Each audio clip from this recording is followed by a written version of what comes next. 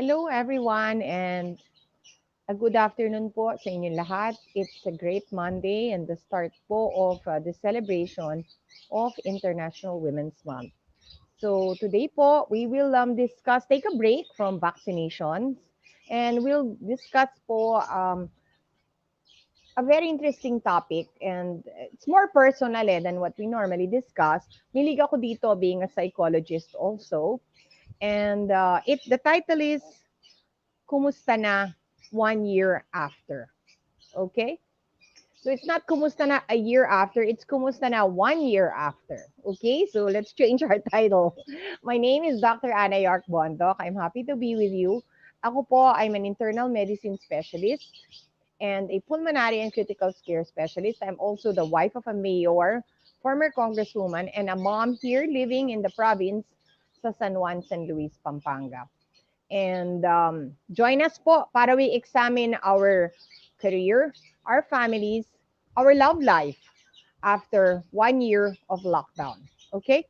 So, bakit ko po naisip na balikan po yung isang taon na nakalipas? Well, today po is the last week before the lockdown last year. So, ito po yung 1 week of normal life before we had the lockdown. Ano? And it's something that's so interesting na balikan what we were doing during this time and how we cope po with all the challenges that happened po within this last year. I invite everyone please to join us on YouTube. Please like and subscribe. We are trying to reach 1,000 followers po on YouTube. For the rest po who are watching here on Facebook Live, please like and please follow us. And please put your questions below. Or if you'd like to share po kung kumusta na po kayo 1 year after lockdown. And maybe you'd like to answer the question, what word po would you describe yourself now 1 year after? Sige, balikan natin. What word would you describe your life before the lockdown? And what word would you describe your life now ngayon 1 year after? So hopefully may sasagot po, then basahin po natin yung mga sagot nila. And it's very interesting po para malaman. So let's start po muna with a short discussion and we'll pick up po kung ano yung mga comments nyo along the way. Okay? So it's been 1 year po since the last week, the last normal week po ng ating buhay before the pandemic. And ano po ang ginagawa po natin noon? Anong ginagawa natin ngayon? Paano na iba? How it got better, how it got worse, and what we learned. Okay? So, yun nga, 1 year. Masasabi niyo po ba na 1 year after, nandito pa po tayo? Would you even believe that biglaan po yung lockdown and we are still here fighting this deadly pandemic? Ako po, honestly, I could tell you that I did not expect to be doing this talk. I didn't have an every live channel, okay? So talagang ang dami nagbago. And moving forward, it will be very interesting to think about. So ano pong nangyari sa atin and during this 1 year and what happened po to you?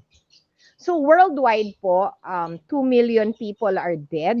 More than almost 200 million na po ang nagkaroon po ng COVID.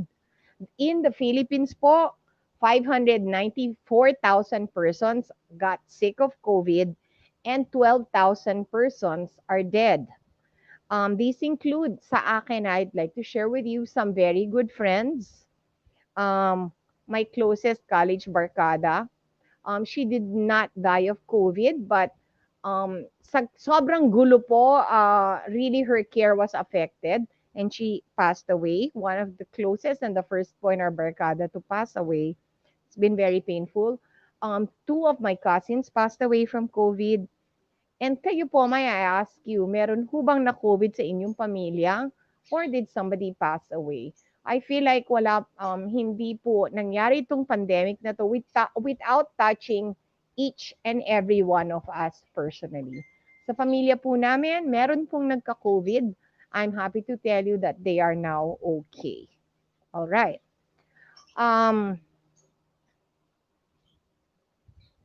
What was I doing 1 year before? Ito po, what was I doing? I was panic buying, okay? I'm sorry to tell you, I was panic buying this time last year. Kasi po, bilang isang, many people were surprised, okay? I tell you, I was not surprised that there was a lockdown. Kasi po, being a doctor and being aware of world events, nagbabasa po ako every day kung ilan na po yung na-COVID sa Europe, sa China. It was in Wuhan at that time. Sabi ko, my goodness, this is going to happen to the Philippines. It's only a matter of time po. And sabi ko, we better be prepared. And alam niyo naman po sa Pilipino, being prepared means going to the grocery. Kasi hindi po natin alam how long we would be confined. And I actually called up my cousin, my best friend, and I even the parents po of Benji's best friend, our neighbors. During this time, galing ko lang po ako from a frantic panic buying. I told them, you better stock up on groceries and medicines. Kasi marami hong may sakit sa kanila. Sabi natin ko, hindi ko alam. Hindi natin alam kung anong mangyayari. So, in terms of my staff naman po, career, no? One of the things we're talking about, katatapos lang ho nung Valentine's Day ng business namin, we did actually okay. Kasi po na-project ko po na bababa po yung sales namin due to COVID, but not too much naman po. Tama-tama lang. So, this time last year, sabi ko baka magka-lockdown na talaga. Pinatawag ko ho lahat ng empleyado ko 5 days before lockdown. I think that's today, ano po, kasi the lockdown was March 12. Binigay ko po lahat ng Valentine's bonus. And I told them, guys, I don't know what's gonna happen.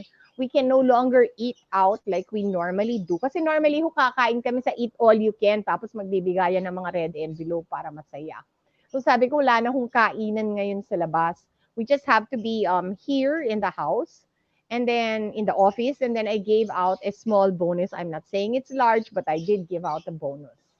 And then after that, 2 days after, nung in-announce na po yung lockdown, that's March 12, no? I think it was announced March 10 or March 9. Pinatawag ko ho uli yung mga empleyado ko lahat. I told my manager, please withdraw 2 months salary. Pinagbibigyan ko po lahat. And then,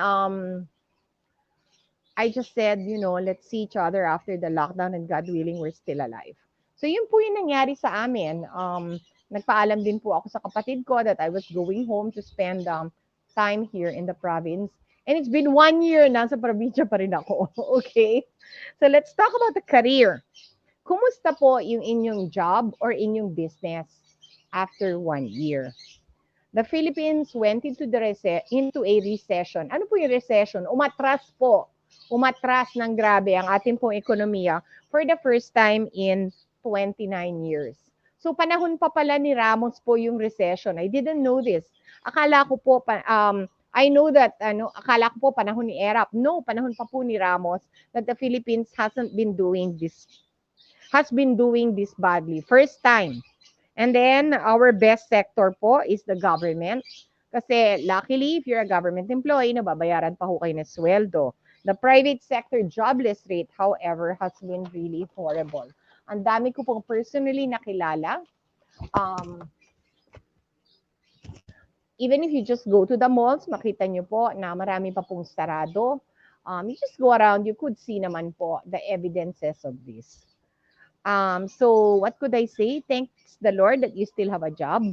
If you do have a job, please value it, work hard, and talaga pong pagbutihin natin because our economy is not doing good because we cannot open all of the services that we have. Cinema na lang ako, we cannot open because nagkakaroon na naman po ng surges. Another observation that I have seen po is that a lot of the business has moved online. So, ang Filipino po, most of the people who got laid off, nagtinda po online. And that shows po yung ingenuity, determination to succeed, and resiliency po ng Filipino. And again, because most of our population is very young, nag-adapt po tayo quickly to an online marketplace. And right now, most of transactions really are occurring cashless and online.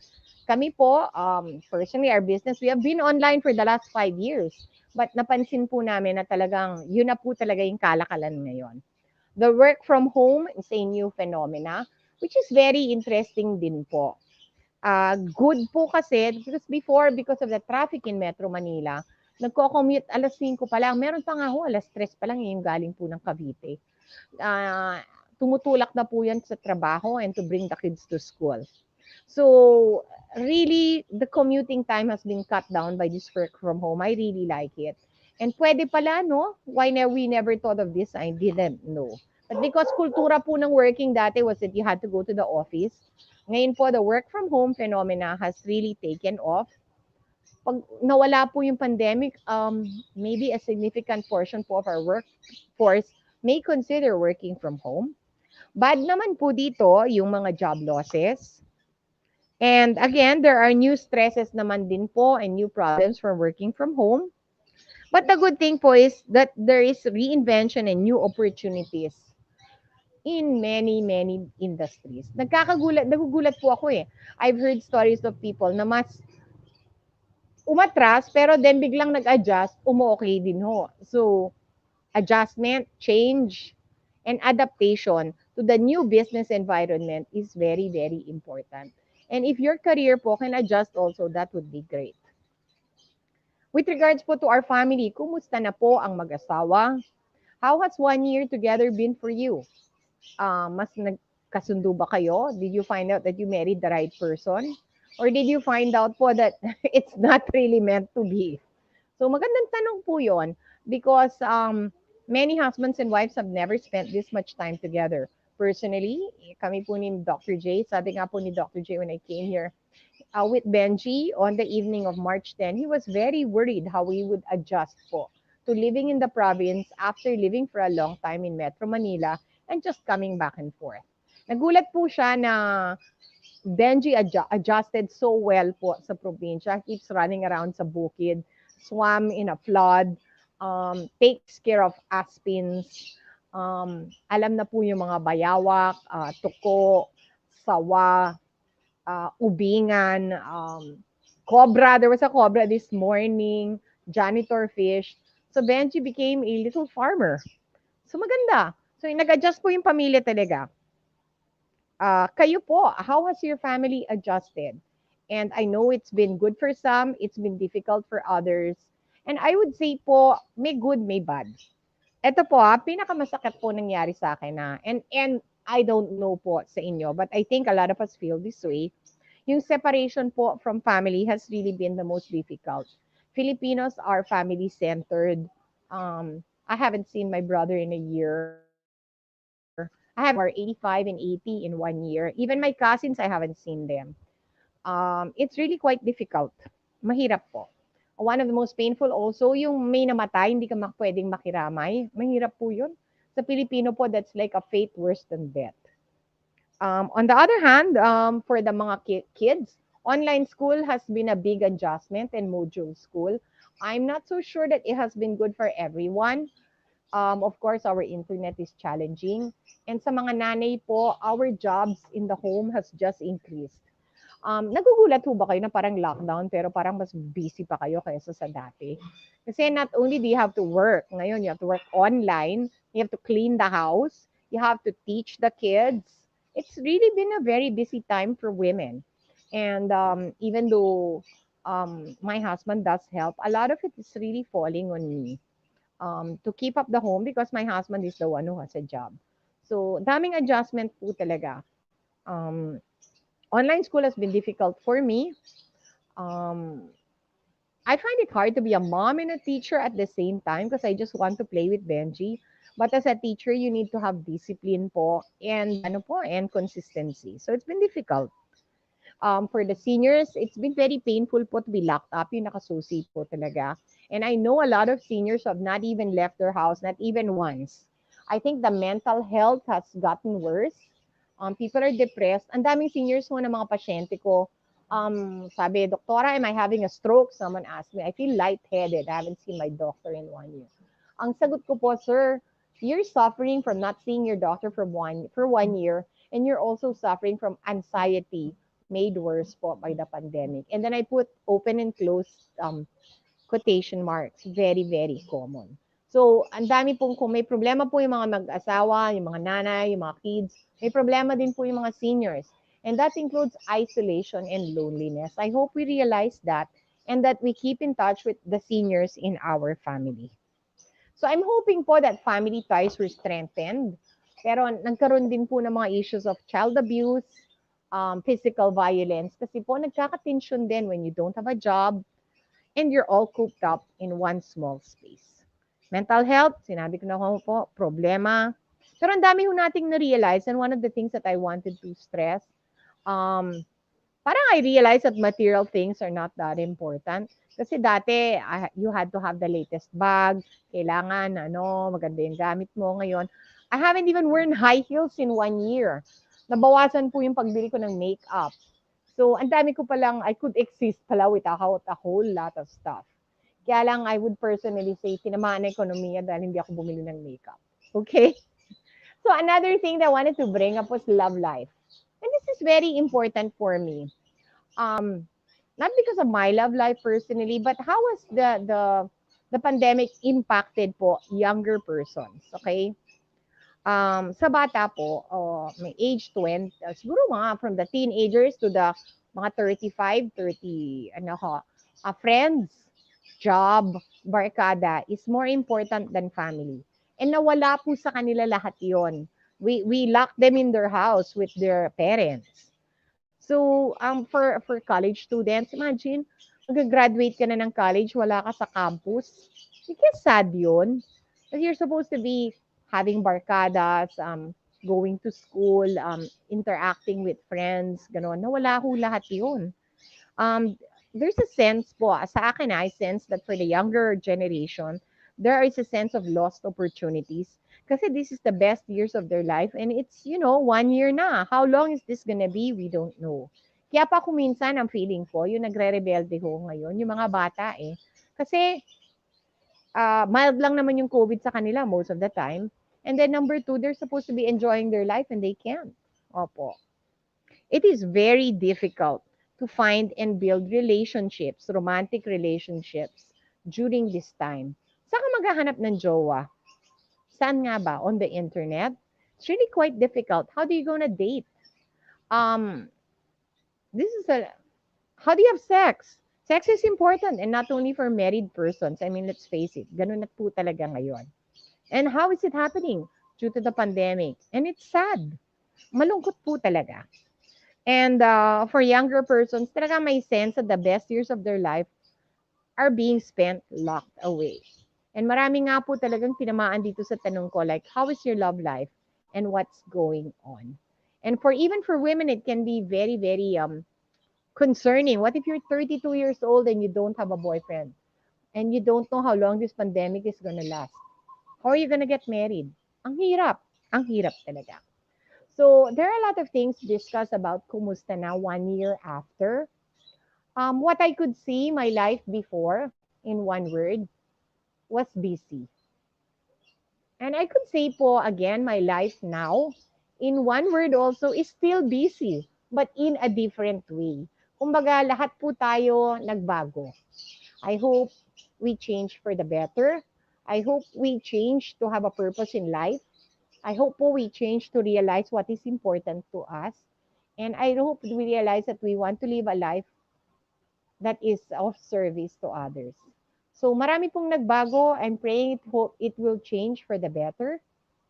It will change maybe for the worse, but it will never remain the same. So sa inyo po lahat, magandang hapon po.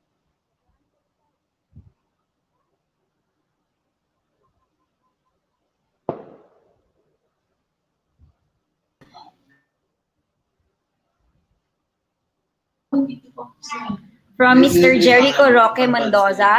Hi, Doctora. Jericho, hi and good afternoon. Oh, by the way, you're welcome to put questions about vaccines and COVID also. We'll do our best, okay? But if you'd like to share or ask questions or what do I see for the next year, how to prepare yourself mentally, huwag po kayo mahiyang maglagay. Opo. Alam mo maganda yan, Reyna, how to prepare for lockdown, year 2. Maganda. Pero ngayon, prepared na talaga, Doktora. Medyo madali na sa atin to. Hindi, you know what? Actually, Ito lang ang sasabihin ko din sa sinabi mong yan, Reyna, ha. We might be prepared for the lockdown.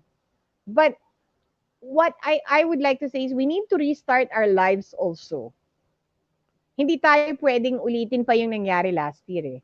Parang kailangan this year parang recalibrating your business, kung anong gagawin mo within the confines of the IATF guidelines. Parang ganon.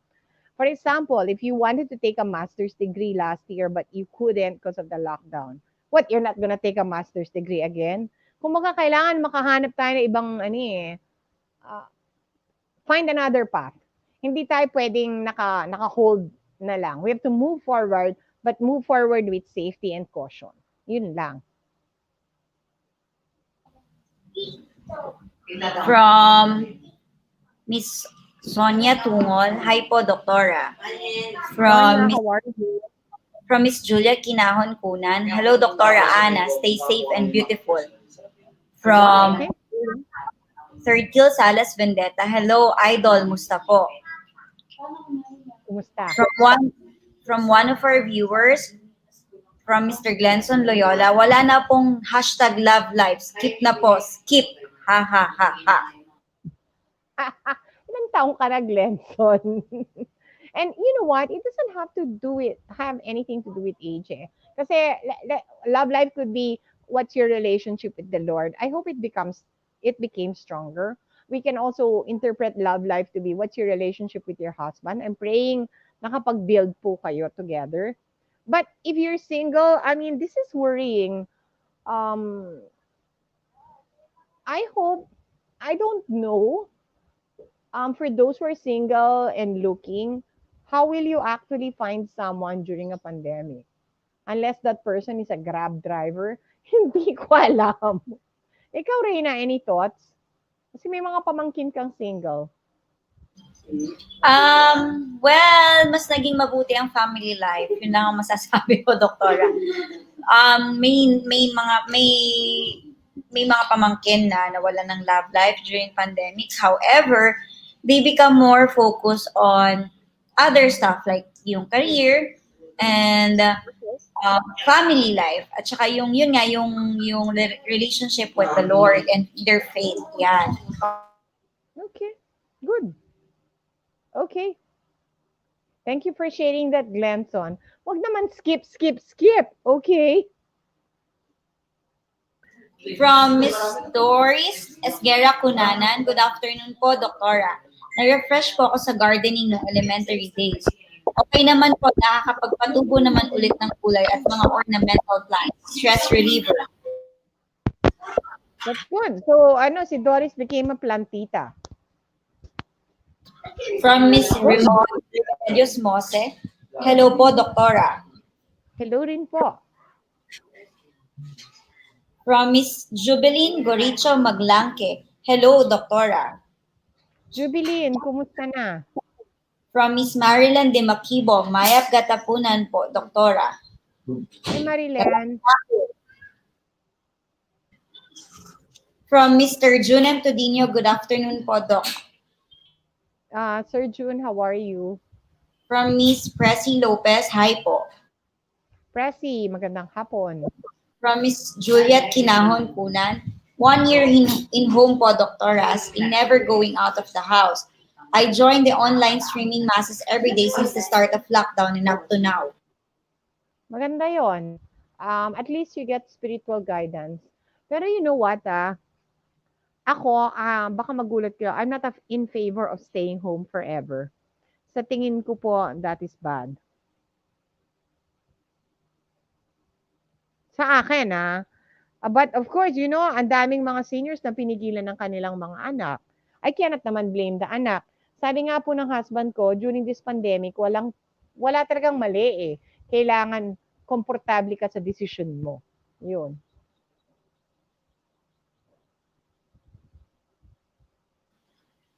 From Miss Mirna Bonifacio Lakap, I stay positive, Doktora. A, nalinos at nakapahinga ang Mother Earth cause of less pollution. Naging close ang mga pamilya kasi sabay-sabay sila kumakain. Di tulad noon, dati may kanya-kanya silang diskarte. Halos hindi nakikita at lalo tayo naging malapit sa Panginoon. Kaya ako nagpapasalamat ako sa lahat ng biyaya at sa mga tao naging bahagi ng aking buhay. Pero lalo akong nagpapasalamat kay Lord. Amen. Maganda yung insights ni Mama. I like that. It's true. Yan din yung bringing up natin. Before, things were just so busy. Parang medyo sumobra na rin eh, to be very honest. Just too much traffic, too much destroying the earth, too much focus on material things, too much focus on achievements and moving upwards without taking time out to spend with family. Ganun po. Tama naman po si ma'am. Another thing that I feel acutely is the lack of time with friends. I just ate for the first time out with one of my barcadas. Though we did get together to visit the grave of my friend twice. So, kumain po kami sa Vertis North for the first time last week. Mag-isa lang. I only eat out with one person. I would have to say na parang it refreshed me a lot emotionally.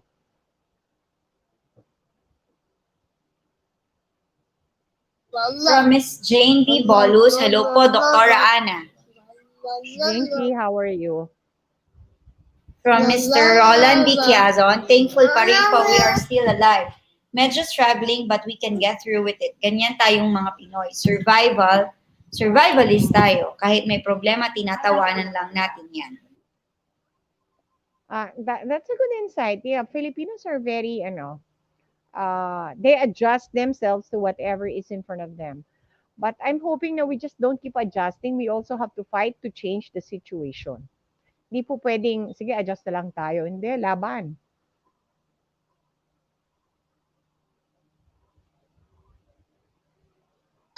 Next And I'm po, also glad na okay naman si Sir. He sounded okay from his comments. from Miss Jen Manalang, Doc, na-close ang garments namin. Then ang husband ko nawalan din ng work. Pero importante pa rin in good health ang buong pamilya namin. Yun ang pinapasalamat namin sa Panginoon. That is very important, that your health is okay. Kasi this pandemic, lilipas din yan eh. If you don't get sick and you don't die, you'll be okay in the end. Ako po, the long-term prospects of the Philippines are good.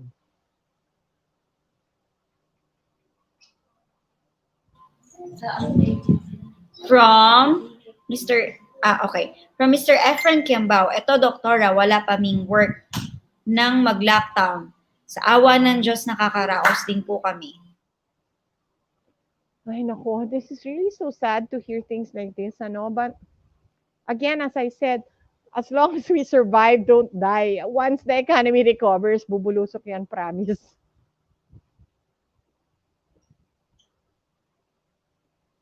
From Miss Remedios Mose, Doktora, ang hipag ko po ay nagkatubig sa baga at na-opera na po siya at ngayon ay nahihirapan na naman daw po siyang huminga. Bumabalik po ba ulit ang tubig sa baga niya? Ma'am, I don't know. I'm sorry. This is a medical question, ano po. Yes, water from the lungs can return, especially, I don't want to use the word cancer kasi baka hindi po yun yung ano eh, yung situation. Kasi po, people can get water from their lungs, also from heart disease, from pneumonia po. So I don't know po, ma'am, what is the cause. If it is from cancer, it can definitely return. Or from TB. From Miss Remedios Mose, breast cancer po siya at stage 3 na po siya. Pag may tubig sa baga, ma'am, pa-restage nyo na po yun. That is not stage 3. From Miss Jubilin Coricho Maglangke, hello po, Doktora. Hello, Mayor J. Hello, San Juan, San Luis. Mag-1 year na si Mamang bilang dialysis patient. Mag-1 year na rin po lumalaban sa mga pagsubok pero lumalaban. God is good kasi buhay pa rin at humihinga ang pamilya na sama-sama. To God be all the glory. Thanks, Jubilin. That is a beautiful statement. To God be all the glory indeed. From Mr. Seferino Bolus, okay pa rin po, Doktora, Congresswoman Ana, sa patnubay ng may kapal, hindi tayo pinababayaan bagkus pinaghigpit palalo ang ating pananampalataya at natutot po tayong umunawa sa alinmang pag-uutos ng batas ng tao at ng kanyang batas. Gusto ko yung sinabi ni Sir, yung natuto tayong umunawa. Hindi niya sinabing ano sumunod, sinabi niyang umunawa. Because once we understand the reasons, then it's easy for us to follow. Mahirap po yung basta sunod lang sunod, di mo naman alam kung bakit. So education is important. I like that. Opo, ang ganda, ang ganda. Opo, thank you. From Mr. Mondo Santos, okay naman doktora overall, work from home mixed with skeletal but I'm worried about education of the kids. Online learning is not enough due to no face-to-face learning. Na-miss na nila mga peers nila and practicing of GMRCs. Also, we miss traveling. Tama po yan. I truly support this statement. Um, one of the things that is very worrying about this pandemic is the education po of our youth. No? We are fighting for this pandemic not only to protect the seniors, but to protect and grow the future po ng mga bata. Ngayon, online learning is very problematic. Though ako, I learned to like it because yung anak ko was very, ganado rin ho eh. Before, he used to wake up at 6 in the morning and I know other kids even wake up at 5. Meron pa ang 4:30. Kaya lang we really chose the school nearest his house. Okay? So he used to wake up at 6 in the morning. Linalakad na po sa school ang aga-aga. Pagdating po ng 3:15, pauwi. Yung iba pa nga ho, 2 oras pa bago makauwi. And then, after umuwi, pagod na pagod, magme-merienda, then mag-aaral, and then kakain, and then by 8 o'clock, tulog na yung bata. So, para siyang it was like parang every day, parang ganun ng ganun, ganun ng ganun. You can't even stop until vacation, ganun. So, parang I realized, pwede palang hindi, no? Pero on the other hand po, itong online school naman, it places a lot of burdens sa mga mothers. Biro mo naging teachers sila. Kaya nga may teacher is because it's not our job and we are not trained. Okay? Number two po, not all kids are, some kids require greater structure in the classroom at hindi po lahat ng bata are okay with online school. Some talagang, mas gusto nila talaga yung struktura ng classroom. Thirdly, I'm also very worried about the lack of socialization ng mga bata. Si Benji plays with two neighbors of ours and one cousin. Even though he did not supposed to be playing, kaya lang talagang malungkot na po kasi yung bata. So, I'm hoping that kids can play. They need to play, okay? They need to meet other kids. They need to learn na makibagay. And being stuck in a house with a parent, two parents, and maybe a lola, that's not enough.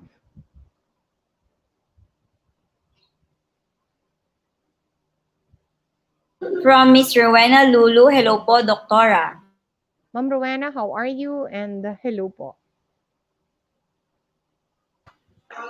From Mr. Vino Campo, tama po, doktora, walang masama lumabas. Basta be sure to wear your face mask and follow safety protocols. Hello po, ma'am. God bless po. Tama po yan, Sir Vin. Kasi we cannot live our life talaga inside eh. Pero, I mean, use common sense and follow safety precautions. Kung napupuntahan niyo po yung isang lugar na talagang mali na yung ginagawa, get yourself out of there. That is not the place for you. And again, with this surge po, supposedly in Metro Manila, kailangan doble ingat po talaga and talagang susunod po sa protocols.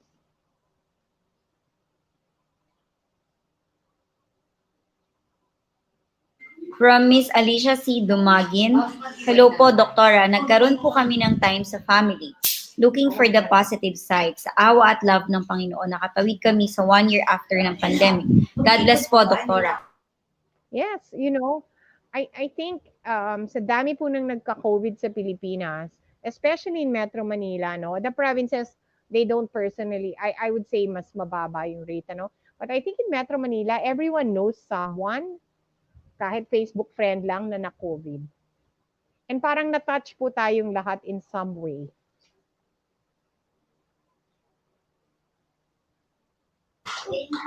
From Mr. Solomon King, watching from Quezon. Ayan. Sorry for that. Watching from Quezon City. Thank you and very informative, Doctora. Hi, Sir Solomon. Kumusta po kayo? And thank you for dropping by. You know, si Sir is a business advisor eh. And it might be very super sad for your career and your business. Kaya lang kung may lakas ka pa and may konting kapital, it might be some time to try something new. And sometimes, di ba, pag nabuwag na lahat, bigla ka makakaisip ng bago. Believe me, desperation can move mountains. Totoo yan. Yes, Doctora, that's all that we have for today. Okay, so sa inyo pong lahat, um, ito lang just an update na lang on what I was talking about with two news companies po this morning. Um, pumalo po biglang paakyat yung mga may sakit sa Metro Manila. So if you are living in Metro Manila, do be extra cautious. Do wear your mask. Never eat in public, and if you can if you can stop muna. I hate to say this, and we also own restaurants eh. Kaya lang as a doctor, parang baka natakot lang muna ako sa in restaurant dining. Again, please follow safety precautions. The only reason that you should be leaving your house at the moment during a surge is to go to work. And then secondly, the vaccines are here. AstraZeneca na po and Sinovac are in the Philippines. Unfortunately, they are reserved first for frontliners. Well, hindi man unfortunately, ganun talaga eh. And then we'll be doing further vaccine talks to build po confidence, knowledge, and understanding about the vaccines. So sa inyo po lahat, how are you 1 year after? Are you good? Are you bad? Are you some good and some bad? But one thing I can assure you, you are not the same. But I hope you found the strength to move forward. Aba, meron pa pala. Sorry, may humabol. No, Doctora, this is just another, okay. Doctora, nag-PM po ako about sa HEPA, Doctor. Nasa veterans, yeah, Doctora, maybe this is just, a private comment po. So, Okay. So sige, that's all that i-check we na lang have po natin po. yung PM ni Ma'am. Opo. Sige po. Okay. Ayun So po. sa inyo lahat po, 1 year after, moving forward, dito pa rin tayo and that is what is important. Okay? Salamat po sa inyo lahat and good afternoon.